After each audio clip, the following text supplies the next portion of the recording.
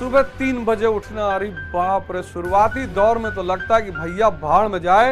नदी के सामने एक स्त्री खड़ी थी, एक बूढ़ा सन्यासी और एक जवान सन्यासी, दोनों ला इलाहा इल्लल्लाह मुहम्मदुर रसूलुल्लाह, अल्लाह को छोड़कर कुछ भी नहीं है।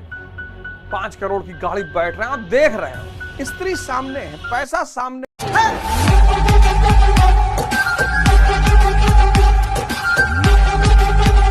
कि ध्यान करेंगे भैया आइए सो जाएगा, एक गारंटी नहीं है, क्योंकि ध्यान लगेगा तभी होगा। हो सकता है ध्यान लग जाए, तुम्हें मजा आ जाए, तुम उसको छोड़ ही दो। भाई तुम निकले थे मारुति 800 खरीदने, किसी ने कहा तुमको चलो रोल्स रॉयस दिला दूं, और तुमने कहा चलो दिला दो भैया, क्या करेंगे मारुति 800 लेके। भैया जो दिखाई पड़ रहा है, जो दिखाई पड़ रहा है उसको छोड़कर अज्ञात की तरफ कूदना कि भैया भगवान क्या है पता नहीं, उसको मिलने क्या होगा पता नहीं। यहां कम से कम पता तो है। गुरु कभी कभी कहता है कि मेरे ऊपर भरोसा मत करिए, पता नहीं होगा कि नहीं, कभी कभी तो जन्म लग जाते हैं। यहां जो कुछ भी है सामने है, स्त्री सामने है, पैसा सामने है, घर सामने है, गाड़ी सामने, यहां सब कुछ सामने घटित हो रहा है, दिखाई पड़ रहा है। यहां सब कुछ अदृश्य है, सिर्फ आप देखोगे, बाकी कोई नहीं देखेगा। यहां सुख दिखाई पड़ता है कि भैया ब्याह बाग खुश है, अरबन रुपया रखे खुश है, दिखाई पड़ रहा है। 5 करोड़ की गाड़ी बैठ रहे हैं, आप देख रहे हो, खूबसूरत पत्नी है, आप देख रहे हो। यहां जो उपलब्धि है, जिसको आनंद कहते हैं, सच्चिदानंद, ये जिसको मिल रही है बस उसी को दिखाई पड़ रही है कि भैया 1.5 बीघा मकान बनवाए हैं, 10 गाय रखे हैं, दूध पियत हैं, मौज में है भैया आपका। सन फकीर क्यों मौज में, किसी को दिखाई नहीं पड़ता। इस पार की जो दुनिया है वो एक गोरख धंधा है, जिसको मिला उसको छोड़कर किसी को कुछ नहीं पता। एक बुजुर्ग और जवान सन्यासी लौटते थे आश्रम की तरफ, सांझ हो रही थी, एक नदी पड़ी, नदी के सामने एक स्त्री खड़ी थी, युवा सुंदर। उसने सन्यासियों से कहा कि मुझे डर लग रहा है, मुझे अपने कंधे बैठा के नदी पार करा दीजिए। बुजुर्ग सन्यासी ने सोचा स्त्री को छूना तो पाप है, ये तो पतन की तरफ ले जाएगी। अरे ये क्या विचार आ गया, वो तुरंत पानी में उतर गया, क्रॉस करने लगा। आधे में पहुंचा, उसे याद आया कि जवान क्रांतिकारी होते हैं और हो सकता है अभी ये ना समझ, ज्यादा ना समझाओ, कहीं स्त्री को टच ना कर लिया हो। पीछे देखा, वो जवान सन्यासी स्त्री को अपने कंधे में बैठाए हुआ था।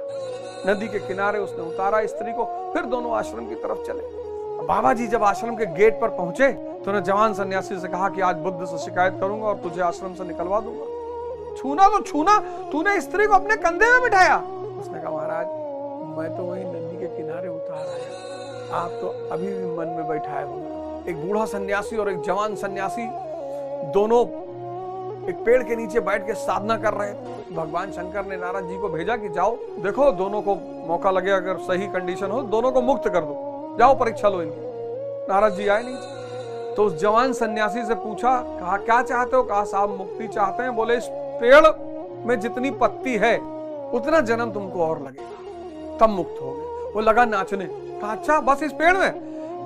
नारद जी सही बताइए, इस पेड़ में कि और कोई पेड़ है? बोले नहीं बस इस पेड़ में। वो लगा नाचने कि चलो ये तो कंफर्म हो गया कि इस पेड़ में जितनी पत्ती उतने जन्म के बाद में मुक्त हो जाओगे। फिर उस बुजुर्ग के पास गया, उसने कहा मुक्त तो तुम भी हो जाओगे, लेकिन ये जो डाल निकली हुई है ना, इस डाल पर, इस एक डाल में 20-25 डालें रही होगी, उसने कहा इस एक डाल में जितनी पत्ती है उतना जन्म तुमको और लगेगा। उसने चोला वोला उठा फाड़ फूक के मरे जा रहे हैं, दंड वंड सफेद, बोले ये सब नाटकबाजी है, जाना ही नहीं भाई साहब, इस रास्ते पे जाना ही नहीं।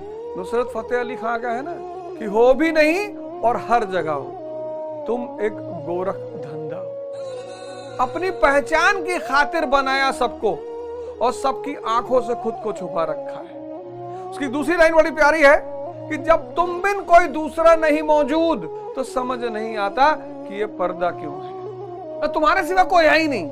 ला इलाहा इल्लल्लाह मुहम्मदुर रसूलुल्लाह, अल्लाह को छोड़कर कुछ भी नहीं है, तो पर्दा क्यों है? पर्दा का बड़ा नियम, बड़ा प्यारा सिद्धांत है इस्लाम का। 8 मार्च को एक शो कर रहा हूं इस्लाम, 8 मार्च को मेरा शो आएगा इस्लाम पर। पर्दा का बड़ा महत्व है। इन्होंने अपनी औरतों को ही पहना कि पर्दा शब्द में भटक गए।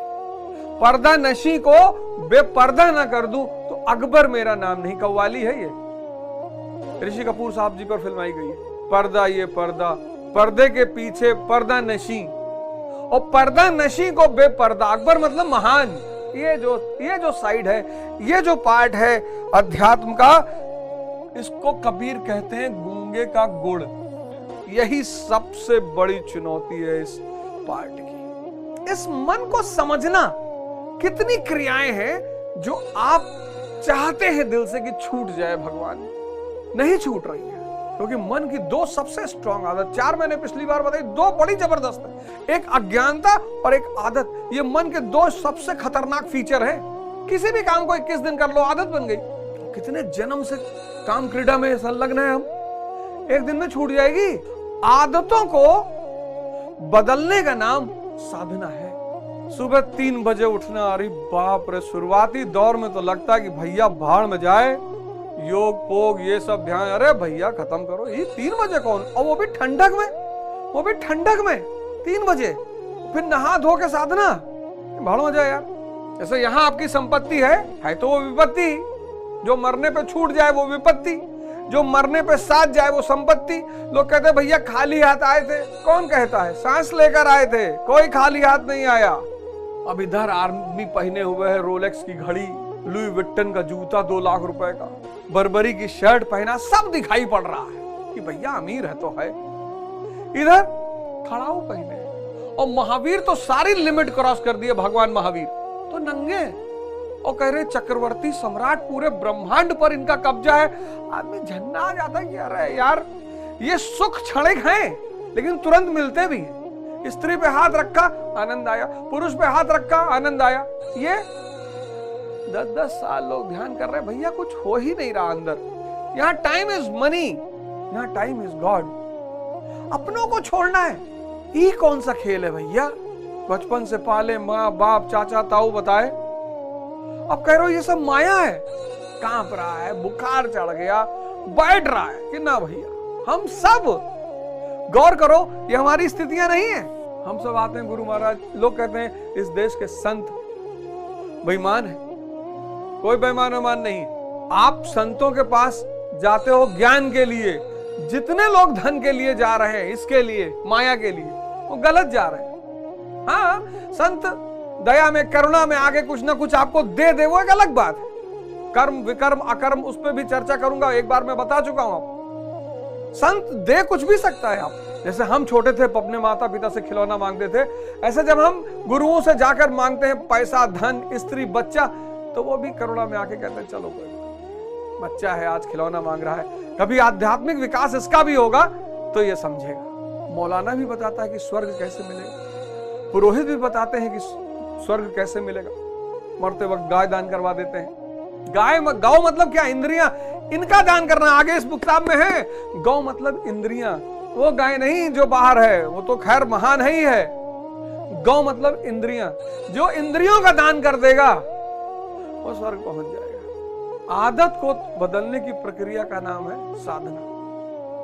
बहुत कष्ट होता है।